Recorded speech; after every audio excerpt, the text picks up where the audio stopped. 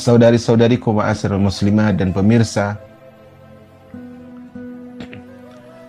hari ini kita akan kembali berusaha membacakan untuk mengenal seorang sosok yang sangat mulia yang kita tidak pantas tidak mengetahui tentangnya, karena dia adalah ibunda kita dan ibunda kaum muslimin, karena dia adalah istri Nabi kita, istri Nabi Muhammad sallallahu alaihi wasallam.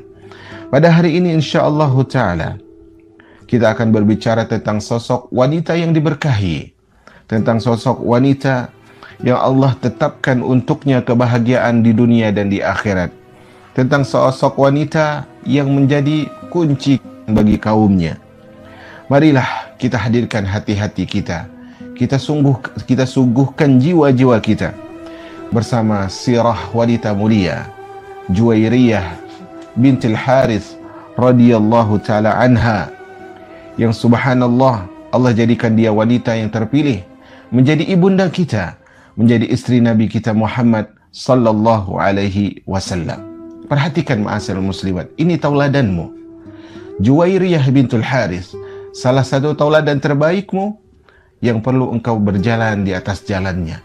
Perlu engkau menggunakan pakaian seperti pakaian. Kau harumkan dirimu dengan parfum-parfum keharumannya yang menuai, yang menyemai dengan kebaikan, dan kemudian dia memanen kebaikan-kebaikan. Juwairiyah bintu Al-Harith radhiyallahu taala anha. Juwairiyah radhiyallahu taala anha ummul mukminin hidup di dalam lingkungan yang penuh kenikmatan. Juwairiyah bintul Harith lahir di dalam sebuah keluarga yang terpandang. Hidup di dalam keluarga yang dimuliakan oleh kaum yang sangat besar. Hidup di dalam keluarga yang memiliki kedudukan yang besar di hati kaumnya. Bagaimana tidak, ayah dari Juwairiyah adalah Al-Harith bin Abi Dirar. Al-Harith bin Abi Dirar yang merupakan pemimpin kaumnya, yaitu pemimpin dari Bani Al-Mustalik. Pemimpin dari Bani Mustalik. Dan adalah ayah dari Juwairiyah, yaitu Al-Harith bin Dirar. Itu adalah seorang yang sangat ditaati, seorang yang kaumnya, siapapun dari kaumnya tidak mau menyelisihinya. Asalnya nama Juwairiyah adalah Barrah, sebagaimana nama sebagian istri Nabi SAW yang lain adalah Al-Barrah, kemudian diganti oleh Nabi SAW. Sebagaimana kemarin, ya. Kemudian juga hari ini, nama asli dari Juwairiyah adalah Barrah bin Al-Harith. Kemudian diganti Nabi SAW menjadi Juwairiyah bintu Al-Harith radhiyallahu ta'ala anha. Naam, Ummul Mukminin Juwairiyah radhiyallahu ta'ala anha, sebelumnya dia adalah seorang yang tidak memeluk agama Islam. Sebagaimana kita sebutkan tadi, ayahnya adalah Al-Harith bin Dirar, bukan seorang muslim, pemimpin dari kabilah Bani Mustalik. Dan senantiasa Juwairiyah radhiyallahu ta'ala anha hidup di dalam kehidupan yang penuh kenikmatan, hidup di dalam keadaan yang penuh dengan kebaikan.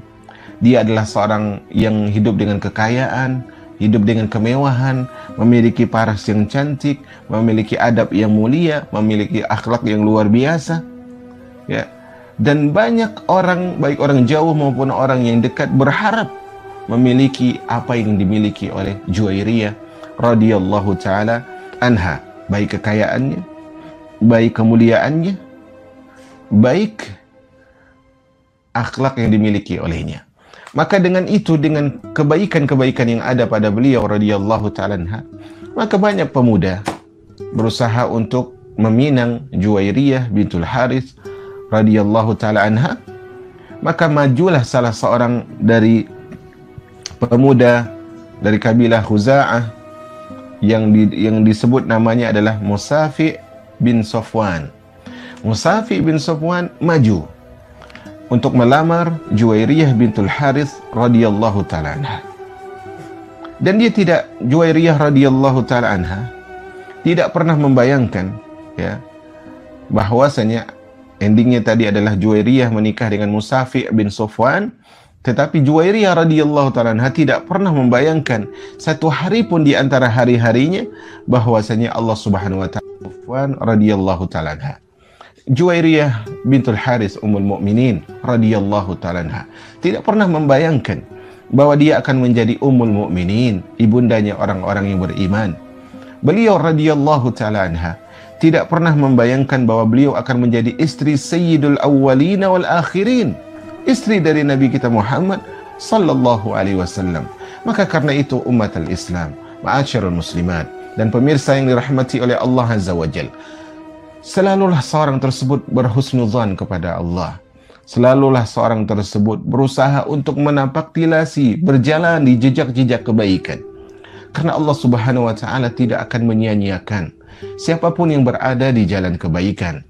Allah Subhanahu wa taala tidak akan menyia-nyiakan engkau dengan niat dan azam kebaikanmu. Allah Subhanahu wa taala tidak akan pernah menyia-nyiakan hamba-hambanya yang baik. Maka jadilah orang yang baik, maka jadilah orang yang berjalan di kebaikan, jadilah orang-orang yang menghadirkan kebaikan. Umatul Islam yang dirahmati oleh Allah Azza wa Jalla, tatkala mentari Islam menerangi jazirah Arab, diutusnya Nabi kita Muhammad sallallahu alaihi wasallam, dan kita ketahui Nabi kita Muhammad sallallahu alaihi wasallam menyeru dan berdakwah kepada seluruh manusia agar hanya menyembah Allah Azza wa Jalla, agar menggantungkan sepenuh hati kepada Allah Rabbul Alamin. Kenapa dakwah beliau kepada hal itu? Karena apapun keadaan kita, sulit, sempit, sedih, penuh kegalauan, penuh dengan gundah dan gulana, ketika hati sudah tertaut dengan Allah, tidak ada kesulitan di dalam hati seorang, tidak ada kesulitan dalam hidup seorang hamba. Karena itu orang yang dulu sebelum masa pandemi, sebelum masa kesulitan, sebelum masa yang mencekam seperti yang kita rasakan saat ini, orang yang hadir dengan keyakinan kepada Allah, orang yang hadir dengan keyakinan kepada Allah, dari dulu mereka sudah mendekatkan diri kepada Allah, berjalan di atas jalan Allah, mereka penuh prasangka baik kepada Allah. Musim-musim kesulitan itu tidak pernah sulit bagi mereka. Karena itu Rasulullah dakwahnya menyeru kepada menggantungkan hati kepada Allah Azza wa Jalla. Maka ketika Rasulullah berdakwah, maka pemilik hati, orang-orang yang memiliki hati yang suci, mengijabahi dakwah Rasul sallallahu alaihi wasallam. Dan orang-orang yang memiliki hati yang sakit, hati yang keinginannya dunia, hati yang apapun usahanya harus dikaitkan dengan dunia, maka orang seperti itu mereka menolak Islam. Mereka lebih menginginkan bagian dunia yang fana. Mereka lebih menginginkan dunia yang akan hancur ini. Maka Nabi SAW terus berdakwah. Nabi SAW terus berdakwah, dan kita ketahui semakin Nabi berdakwah, orang-orang Quraisy semakin menyiramkan panasnya siksaan-siksaan mereka, gangguan-gangguan mereka kepada Nabi SAW dan para sahabat, khususnya ridwanullah alaihim ajma'in. Dan kita ketahui tatkala gangguan orang-orang kafir Quraisy, tatkala siksaan dari orang-orang kafir Quraisy terus menimpa para sahabat ridwanullah alaihim ajma'in, hingga Rasulullah menyuruh para sahabat berhijrah, sampai akhirnya diperintahkanlah mereka oleh Rasul sallallahu alaihi wasallam dengan restu dari Allah untuk berhijrah ke Yathrib, yang kemudian disebut dengan Madinah Nabawiyah. Maka berhijrah para sahabat ridwanullah alaihim ajma'in, dan ketika itu Nabi sallallahu alaihi wasallam disambut oleh orang-orang Ansar, penduduk Madinah, kaum muslimin, yang menyambut kedatangan beliau dengan suka dan cita. Nabi SAW dan para sahabat hijrah di Madinah. Nabi SAW tegakkan tiang-tiang Islam. Nabi SAW dirikan kekuatan di Madinah. Karena saat itu kaum muslimin sudah banyak. Saat Nabi SAW sampai di Madinah, Nabi SAW ingin menegakkan dan mengokohkan kaum muslimin. Dan secara umum, secara garis besar itu ada 3 poin yang dilakukan oleh Nabi SAW, disebutkan sebagian para penulis sejarah. Yang pertama adalah Nabi SAW berusaha mengokohkan hubungan kaum muslimin dengan Allah Azza wa Jalla. Hubungan dengan Allah harus kokoh dulu. Karena sesuatu apapun yang tidak dilibatkan Allah pada urusan itu, maka dia akan mudah untuk goyah, akan mudah diterjang oleh ombak, akan mudah dirobohkan oleh angin. Maka yang pertama dilakukan oleh Nabi SAW adalah menyambung, mengokohkan. Unsur pertama yang dilakukan oleh Rasulullah adalah mengokohkan hubungan umat dengan Allah Azza wa Jalla. Dan ini harus kita perhatikan pada diri kita pribadi dan kepada masyarakat yang kita dakwai. Kuatkan hubungan dengan Allah. Ajak manusia untuk mengaitkan kalbu mereka kepada Allah Azza wa Jalla. Kemudian yang kedua yang dilakukan oleh Nabi SAW adalah menguatkan, mengeratkan hubungan kaum muslimin dengan sebagian mereka, dengan masing-masing mereka. Kaum muslimin tidak boleh saling berpencar. Kaum muslimin tidak boleh saling membenci. Kaum muslimin tidak boleh saling dengki. Kaum muslimin tidak boleh saling berpecah belah dan saling mencaci. Dan yang ketiga yang dilakukan oleh Nabi SAW adalah melakukan perjanjian dengan orang-orang selain kaum muslimin yang tinggal di kota Madinah atau di sekitar Madinah saat itu. Nabi SAW, yang dilakukan Nabi SAW pertama kali ketika sampai Madinah, maka yang dilakukan oleh Nabi SAW adalah membangun masjid. Karena itu sebaik-baik bangunan yang dibangun adalah masjid. Siapa yang membangun masjid Allah, walaupun sebesar hanya sekecil sangkar burung, maka Allah akan bangun baginya rumah di surga. Ketika Nabi SAW sampai di Madinah, Rasulullah bangun masjid untuk menampakkan syiar-syiar Islam, agar ditegakkan padanya salat, agar di situ kaum muslimin ikatan kalbu mereka semakin kuat kepada Allah dan sesama mereka. Maka di sini mengajarkan kepada kita peran masjid begitu besar di dalam Islam. Peran masjid untuk menyatukan kaum muslimin begitu besar di dalam Islam.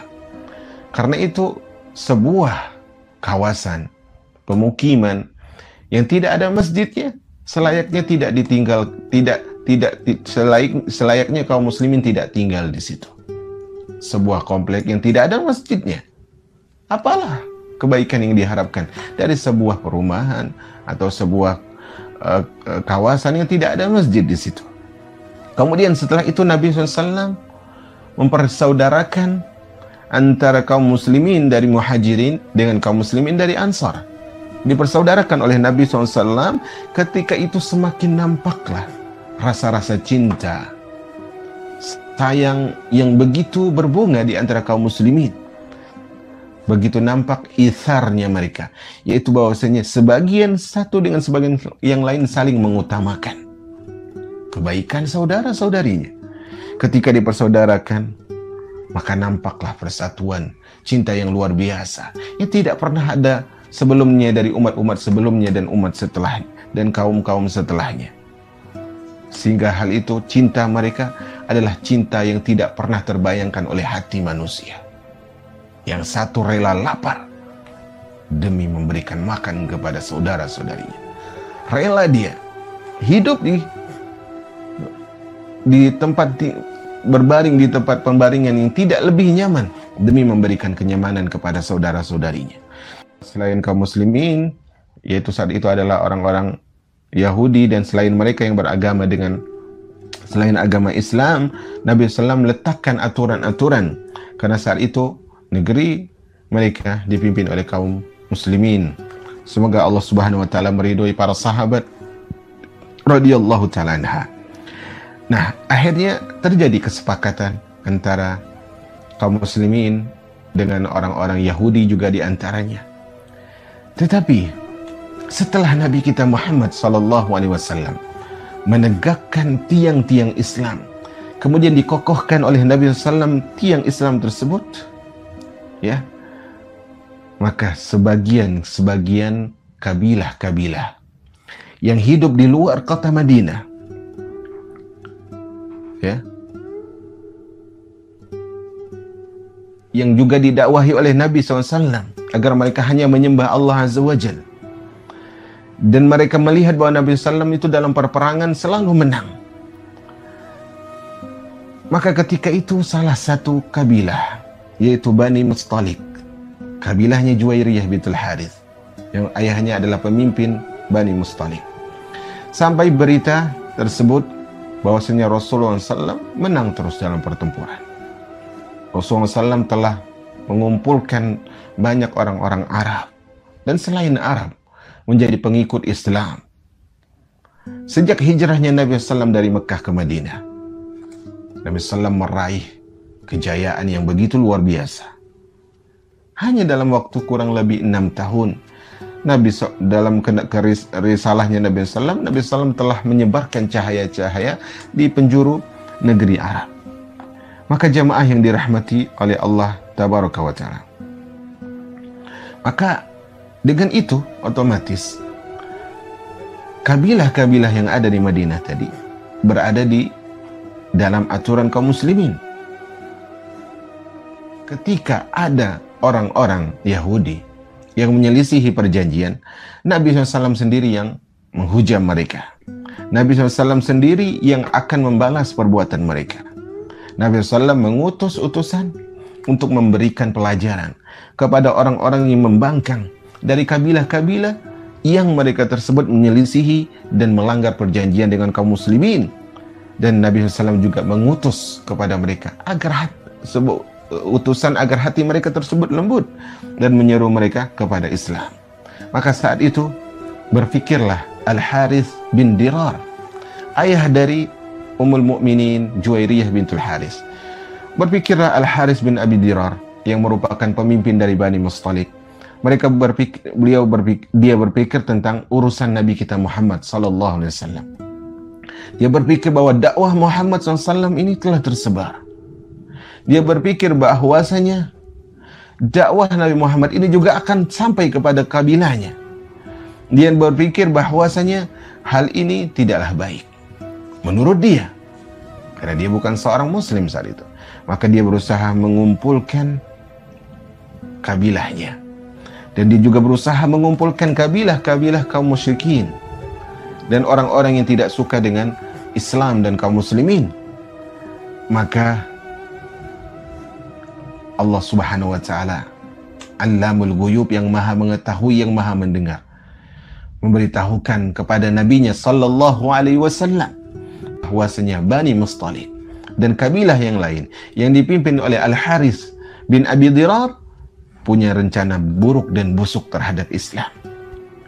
Maka akhirnya sebelum mereka menyerang kaum muslimin, Nabi SAW menyiapkan pasukan menyerang mereka tersebut, menyerang mereka dahulu.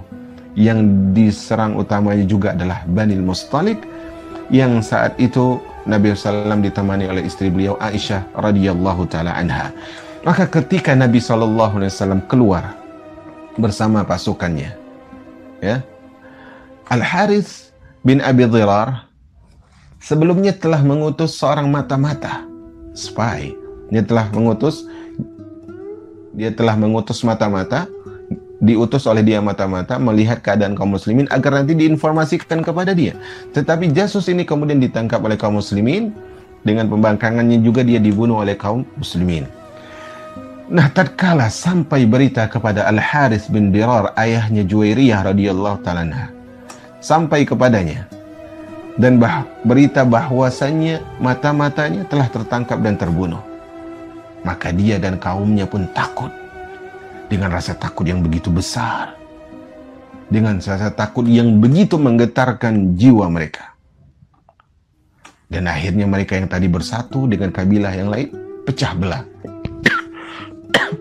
Maka sampailah Nabi SAW ke daerahnya Bani Mustalik, sampai di mata air mereka.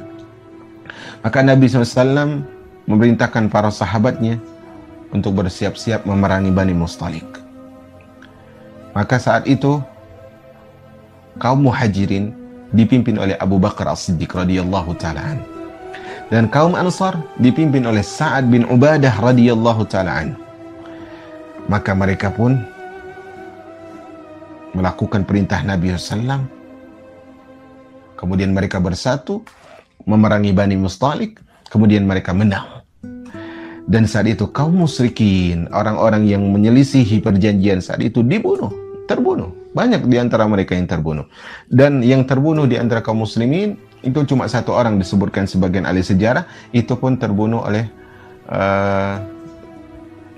seorang muslim yang tidak sengaja. Itu disebut oleh sebagian oleh ahli sejarah. Nah, di antara yang terbunuh saat itu adalah suami dari Juwairiyah bintul Harith, Musafi bin Safwan. Dia terbunuh saat itu. Dibunuh oleh kaum muslimin, adapun yang lain maka ditawan. Ya, ada beberapa di antara mereka terbunuh, di antara mereka juga ditawan. Nah, setelah berakhir urusan perperangan dengan Bani Mustalik, dan kita ketahui sebagai wanita, tatkala selesai urusan Nabi SAW dengan Bani Mustalik dan mereka mendapatkan kemenangan yang begitu besar dan luar biasa, Nabi SAW kembali ke Madinah dengan keadaan menang dan berjaya, membawa ghanimah, membawa tawanan, membawa harta rampasan perang. Dan hal itu sangat luar biasa bagi kaum muslimin, memberikan kehidupan yang luar biasa bagi kaum muslimin. Saat itu harta rampasan perang mereka dan tawanan mereka mengayakan mereka, menjadikan mereka kaya. Saat itu disebutkan oleh sebagian para ulama bahwa jumlah tawanan saat itu adalah lebih dari 700 tawanan, lebih dari 700 tawanan. Adapun jumlah untanya itu lebih dari 1000 unta. Sedangkan jumlah kambingnya lebih dari 5000 kambing. Dan di antara mereka yang tertawan juga adalah anak dan juga wanita, itu jumlahnya sekitar 200 orang, 200 keluarga.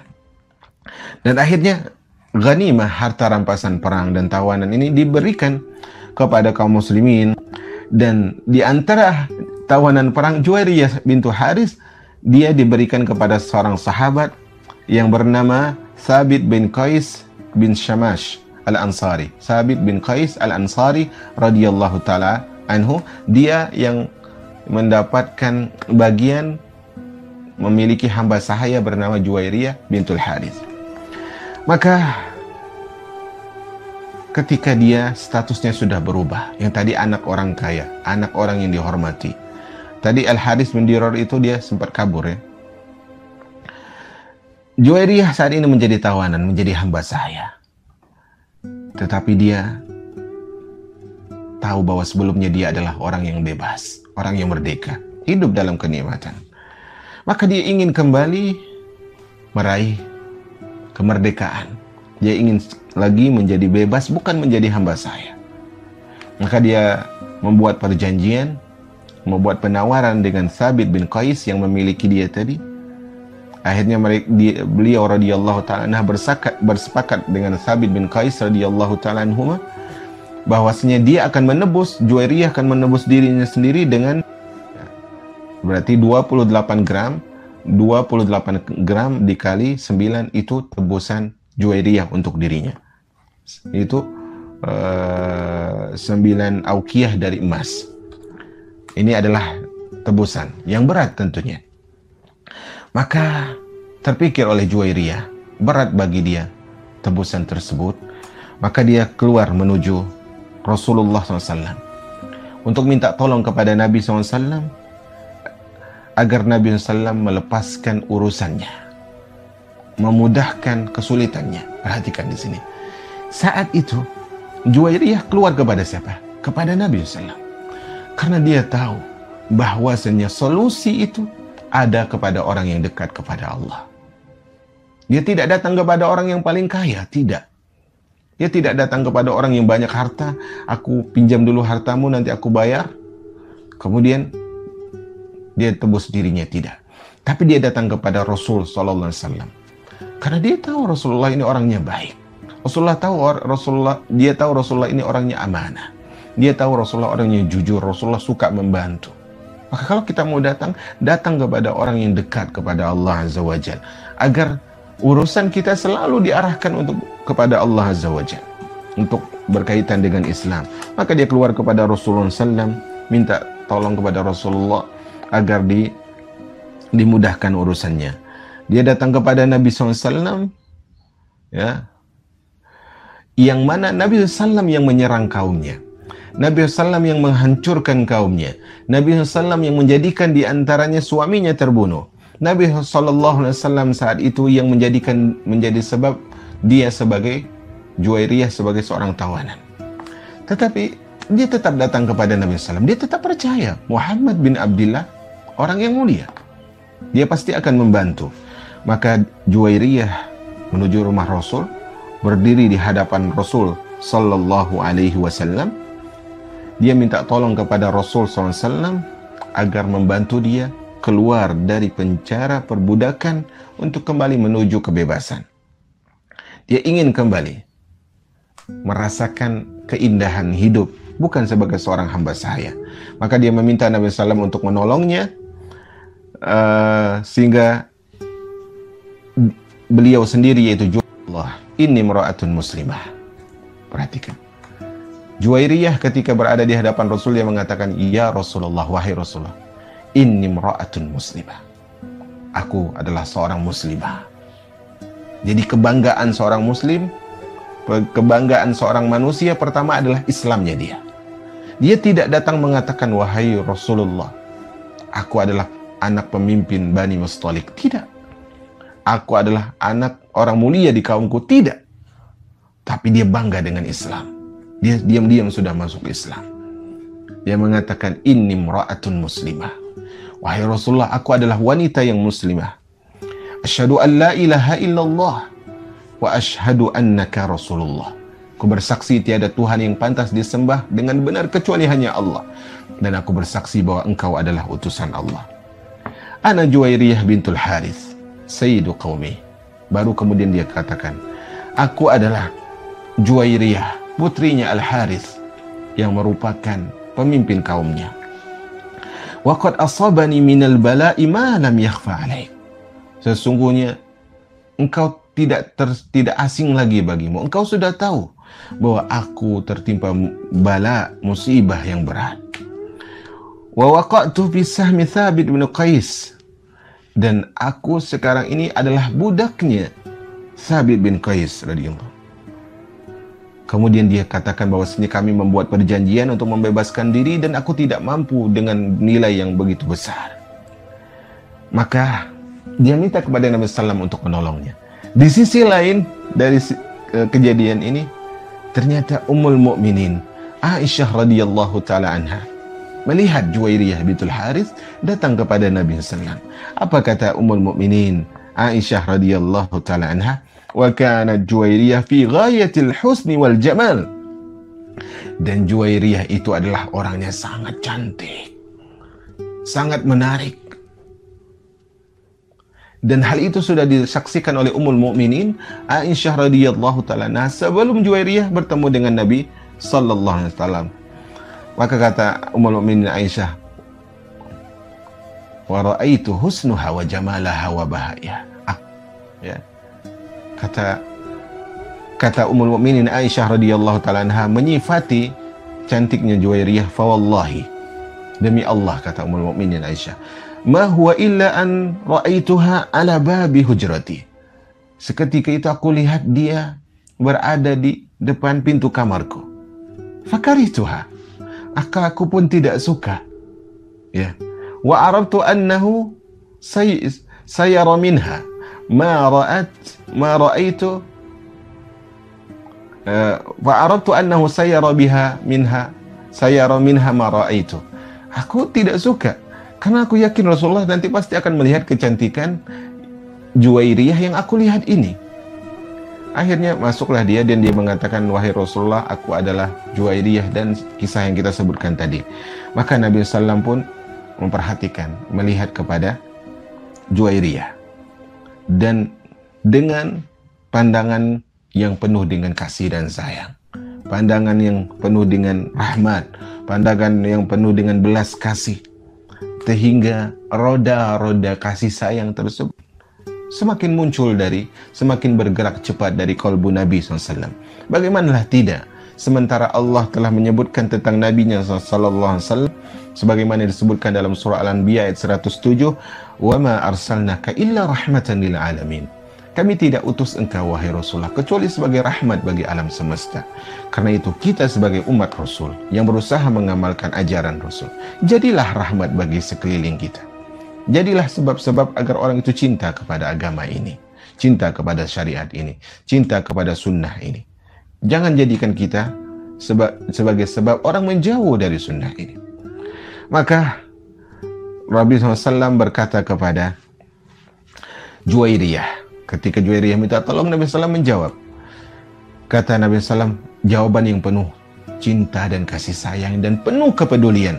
Kata Rasulullah, "Fahal laki fi khairin min zalik."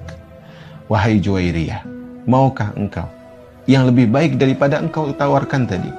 Engkau minta tolong kepadaku untuk membantu pembebasan dirimu, memerdekakan dirimu. Maukah engkau aku berikan yang lebih baik dari itu? Maka Juwairiyah, Rasulullah, wa ma huwa ya Rasulullah. Ketika Rasulullah mengatakan, wahai Juwairiyah, maukah pilihan yang lebih baik? Maka kata Juwairiyah, wa ma huwa ya Rasulullah. Dengan penuh penasaran dia mengatakan, apa itu wahai Rasul? Maka kata Rasulullah, aqdi anki kitabaki. Aku akan bantu engkau memenuhi perjanjianmu dengan Sabit bin Qais. Wa atazawwajuki. Kemudian setelah itu aku nikahkan engkau. Maukah engkau? Subhanallah. Dia tadi datang hanya untuk meminta ditebuskan dirinya, dibebaskan, dibantu untuk membebaskan diri. Rasulullah menawarkan pembebasan diri dan dijadikan istri. Subhanallah. Maka bebaslah dia dapat kembali kemerdekaannya. Dan berseri-serilah wajahnya. Kalbunya menjadi syahdu. Kemudian wajahnya yang indah menjadi lebih indah. Seakan-akan dia dibawa terbang oleh kebahagiaan. Seakan-akan dia bersayapkan dengan kegembiraan yang dia bisa terbang bebas. Dulu dia hidup dengan kemuliaan. Kemudian dia hidup dalam menjadi seorang hamba sahaya. Dan sekarang dia mendapat kemuliaan yang lebih besar daripada kemuliaan dulu. Kebahagiaan dan kemuliaan yang tidak pernah dia bayangkan. Kebahagiaan dan kemuliaan yang tidak pernah dia gambarkan sebelumnya. Dia datang kepada Nabi SAW untuk minta dibebaskan saja. Tetapi ternyata Nabi SAW mengatakan apa? Kau juga akan menjadi istriku, maukah engkau hal itu? Maka dia menerima. Maka Nabi SAW mengatakan, kalau begitu aku selesaikan urusanmu.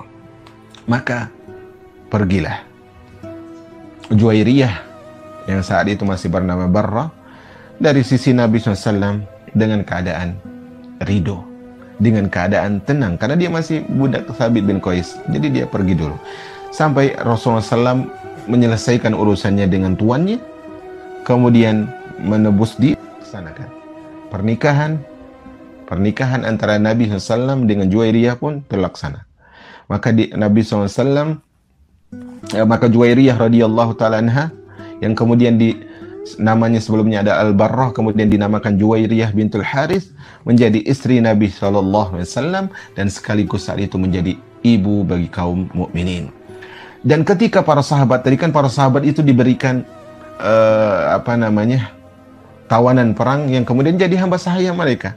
Ketika para sahabat mengetahui bahwasanya Rasulullah SAW menikahi Juwairiyah dari kaum, merupakan anak dari pemimpin kaum yang saat ini menjadi budak-budak mereka, maka ketika para sahabat mengetahui pernikahan Rasulullah dengan Juwairiyah, mereka mengatakan, sesungguhnya Rasulullah SAW telah menikahi Juwairiyah bintul Harith, maka tidak pantas bagi kita untuk menjadikan kabilahnya sebagai hamba sahaya.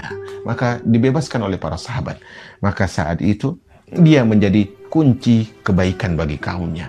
Dia wanita yang diberkahi karena sebab beliau radhiyallahu ta'ala anha, kaumnya bebas dari perbudakan, kaumnya bebas dari hamba sahaya.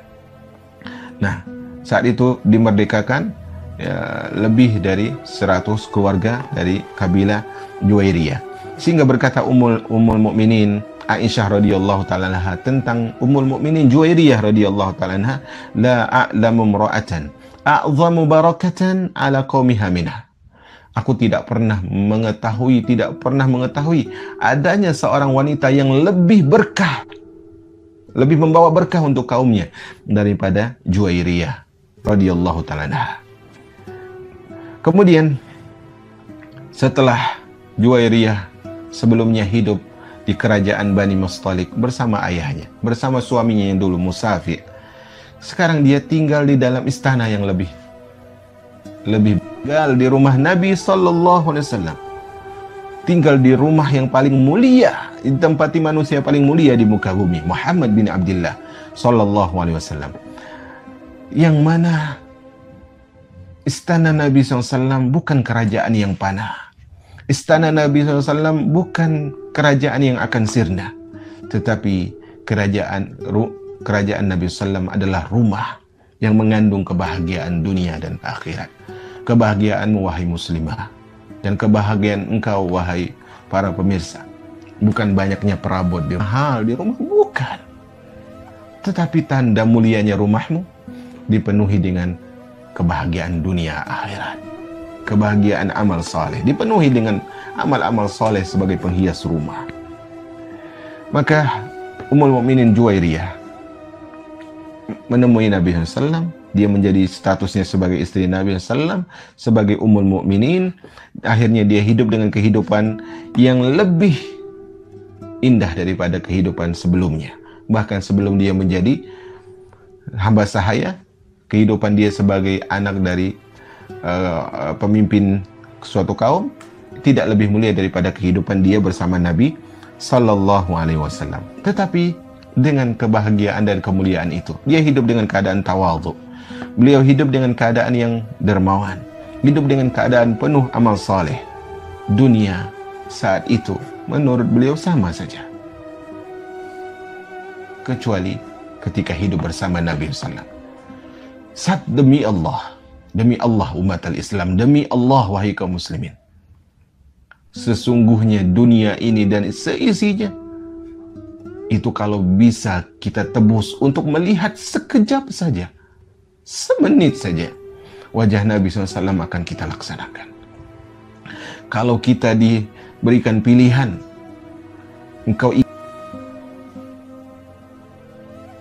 kalau kita harus menebus dunia dan seisinya untuk melihat Nabi kita SAW, 1 menit saja akan kita tebus. Bagaimana dengan Ummul Mukminin Juwairiyah? Hidup bertahun-tahun bersama Nabi SAW. Sungguh kehidupan yang sangat luar biasa. Subhanallah. Kemudian kita berlanjut ke kisah yang selanjutnya, yaitu kisah tentang ketika ayah dari Juwairiyah radhiyallahu taala anha mengetahui anaknya saat itu ditawan oleh kaum muslimin, dia pergi ke Madinah membawa ratusan unta,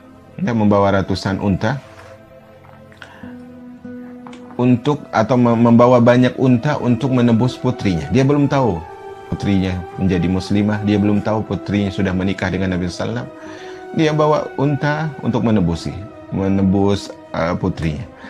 Kemudian sampai di sebuah pasar namanya Al-Aqiq. Dia berhenti dulu.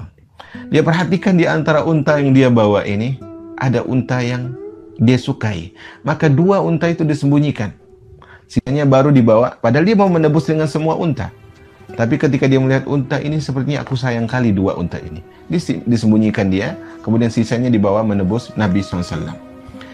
Maka dia sampai kepada Nabi SAW dan dia mengatakan, wahai Muhammad, engkau telah menawan putriku, dan ini aku bawa unta yang banyak untuk menyerahkan tebusanku ini. 2 unta tadi dia sembunyikan, tidak ada yang tahu. Maka kata Nabi SAW, mana 2 unta yang engkau sembunyikan di Aqiq, di jalan perbukitan ini dan itu? Akhirnya dia pun kaget. Kok dia tahu? Kok Muhammad tahu? Padahal tidak ada seorang pun yang tahu. Tidak ada yang mengetahui saat itu kecuali aku dan Allah. Maka dia berpikir tidak mungkin ada yang memberitahu Muhammad kecuali Allah Azza wa Jalla. Maka saat itu Al-Harith pun mengucapkan 2 kalimat syahadat. Ia bersaksi bahwasanya tiada ilah yang berhak diibadahi kecuali Allah, dan bahwasanya Rasulullah SAW adalah utusan Allah Azza wa Jalla. Akhirnya dia pun memeluk Islam. Kehidupan Juwairiyah Ummul Mukminin radhiyallahu ta'ala anha bersama Nabi SAW adalah kehidupan yang penuh dengan ketaatan, kehidupan yang penuh ibadah, kehidupan yang penuh zikir, kehidupan yang penuh khusyuk. Sungguh ini adalah sebaik-baiknya rumah yang diisi, dan adalah ibunda kita Ummul Mukminin. Saya sering berhenti karena saya melihat ada loading, ya. Adalah ibunda kita Ummul Mukminin Juwairiyah radhiyallahu ta'ala anha adalah salah satu wanita yang sangat taat, wanita yang suka beribadah, wanita yang banyak puasanya, wanita yang banyak salatnya. Dan beliau radhiyallahu ta'ala anha tidak pernah merasa bosan untuk mengabdikan diri kepada Allah Rabbul Alamin. Beliau radhiyallahu ta'ala telah mengambil cahaya hidayah dari suami beliau dan Nabi Muhammad sallallahu alaihi wasallam. Nabi SAW mengajarkan, beliau belajar dari Nabi SAW Al-Quran, belajar dari Nabi SAW As-Sunnah, yang menjadikan dia bahwasanya ibadah, mengajarkan kepada kita bahwasanya ibadah tersebut haruslah dengan ilmu. Ibadah tersebut harus dipandu dengan wahyu yang dibawa oleh Nabi SAW.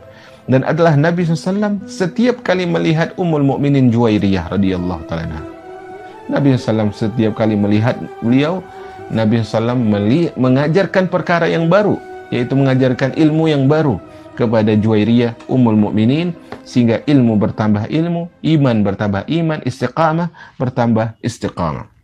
Sehingga diriwayatkan sendiri oleh Ummul Mukminin Juwairiyah radhiyallahu ta'ala anha, dia mengatakan, anna Nabiya sallallahu alaihi wasallam dakhala 'alaiha yauman Jum'ah.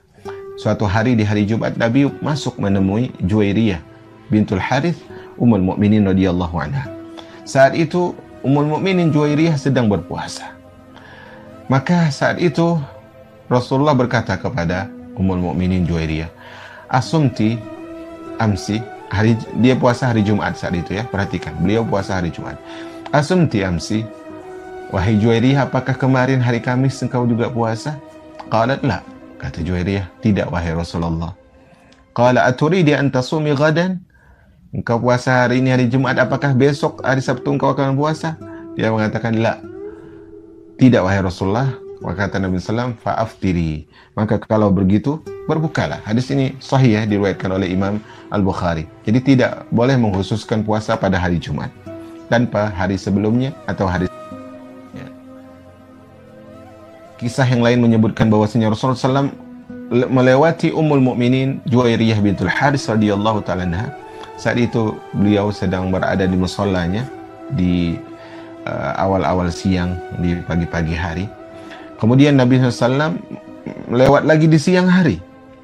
Didapati Juwairiyah Ummul Mukminin radhiyallahu anha masih duduk di musallanya. Dia dalam keadaan khusyuk berzikir, bertasbih kepada Allah. Maka Rasulullah katakan, mazilti ala halik, wahai Juwairiyah, apakah engkau dari tadi masih dalam keadaan seperti ini? Itu dari tadi? Kau berzikir itu, apakah kau berzikir sekarang itu dari tadi? Tidak pernah kemana-mana? Dia mengatakan, iya wahai Rasulullah.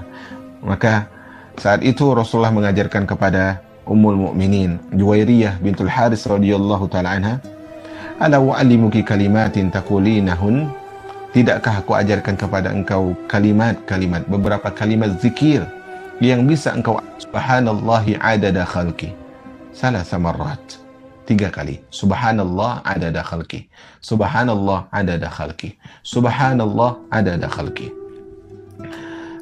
Kemudian disebutkan subhanallah ridha nafsi, subhanallah ridha nafsi, subhanallah ridha nafsi, subhanallah zinata arsi, 3 kali juga, subhanallah midada kalimati, atau bisa kita sebutkan subhanallah adaki wa ridha nafsi wa zinata arsi wa midada kalimati. Ini bisa diucapkan 3 kali.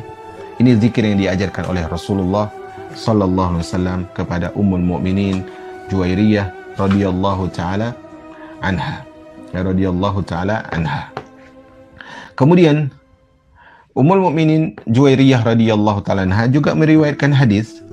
Ya, ada beberapa sahabat yang meriwayatkan dari beliau, di antaranya adalah Abdullah bin Abbas, Jabir bin Abdullah radhiyallahu taala anhum, kemudian Abdullah bin Umar radhiyallahu taala anhuma, dan juga keponakan beliau yaitu At-Tufail, kemudian juga Mujahid dan selainnya.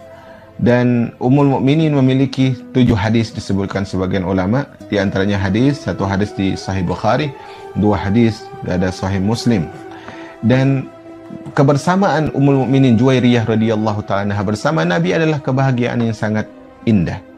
Tetapi sayangnya keindahan tersebut berlalu begitu cepat. Hidup dalam kehidupan yang begitu manis di sisi Nabi SAW. Tetapi ternyata pertemuan memang harus ada perpisahan. Ternyata kebahagiaan tersebut harus diketuk pintunya oleh kesedihan. Sehingga pintu-pintu kesedihan terbuka. Kemudian dia harus berpisah dengan Rasulullah SAW. Tetapi beliau masih hidup dengan Ummul Mukminin radhiyallahu taala anha, masih hidup dengan keadaan penuh ketaatan. Ibunda kita Ummul Mukminin Juwairiyah radhiyallahu taala anha hidup setelah wafatnya Nabi sallallahu alaihi wasallam dengan usia yang cukup panjang beliau radhiyallahu taala anha.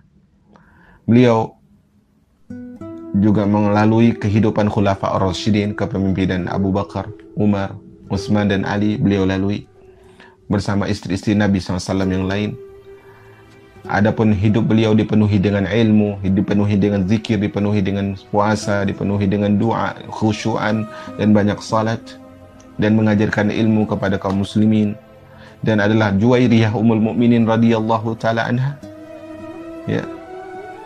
Dengan apa yang dia hafal dari Nabi SAW, menyebutkan kenangan-kenangan beliau bersama Nabi SAW, bercerita tentang kehidupan beliau bersama Nabi SAW agar diketahui oleh kaum muslimin. Usia beliau berlanjut sampai kepemimpinan Muawiyah bin Abi Sufyan radhiyallahu taala anhu. Saat itu usia beliau kurang lebih sampai 70 tahun. Ummul Mukminin radhiyallahu taala anha. Maka pada tahun ke-50 Hijriah, Ummul Mukminin Juwairiyah radhiyallahu taala anha merasakan bahwasanya saat-saat untuk kembali kepada Allah itu dekat. Maka beliau merasakan sakit yang terus mengetuk-ngetuk jasad beliau. Sehingga di tahun 50 Hijriah, di bulan Rabiul Awal disebutkan, meninggallah ibunda kita, Ummul Mukminin Juwairiyah bintul Harits radhiyallahu taala anha. Sehingga kaum muslimin mengantarkan jenazah beliau ke Baqi. Dikuburkan bersama ummahatul mukminin yang lain. Yang saat itu memimpin salatnya adalah Marwan bin Al-Hakam. Semoga Allah Subhanahu wa taala meridhai Rasulullah SAW. Semoga Allah meridhai Ummul Mukminin Juwairiyah bintul Harits radhiyallahu taala anha dan memberikan surga Firdaus kepada beliau radhiyallahu taala anha. Demikianlah ma'asyiral muslimat, pemaparan sederhana, pemaparan yang tentunya penuh kekurangan. Semoga dari kisah yang kita sebutkan secara lepas tadi, tidak terlalu kita keluar dari materi terlalu banyak. Bisa kita ambil faedah, khususnya Anda, ma'asyiral muslimat, dan kaum muslimin pada umumnya. Ini sejarah yang luar biasa. Dari seorang sosok yang jarang diketahui. Mungkin banyak kaum muslimin kenal Khadijah, banyak kaum muslimin tahu Aisyah, banyak kaum muslimin tahu Hafsah, tapi mungkin mereka tidak kenal Juwairiyah bintul Harits radhiyallahu ta'ala anha. Wanita yang diberkahi, wanita yang penuh dengan banyak kebaikan, wanita yang merasakan kenikmatan dunia dan akhirat ketika beliau padahal masih berada dalam kehidupan dunia, diberikan ketenangan, kebahagiaan dalam hati. Semoga Allah berikan taufik kepada kita untuk mengikuti jejak orang-orang saleh. Semoga Allah berikan kepada kita kekuatan untuk selalu meniru orang-orang yang baik, menjadikan kita orang-orang yang baik dan menghadirkan kebaikan. Semoga Allah berikan taufik kepada Anda semua, dan saya kira tidak ada pertanyaan dari Anda. Jaga kesehatan Anda, perhatikan ibadah kepada Allah, karena itu solusi dari semua masalah. Subhanakallahumma wa bihamdika asyhadu an la ilaha illa anta astaghfiruka wa atubu ilaik. Assalamualaikum warahmatullahi wabarakatuh.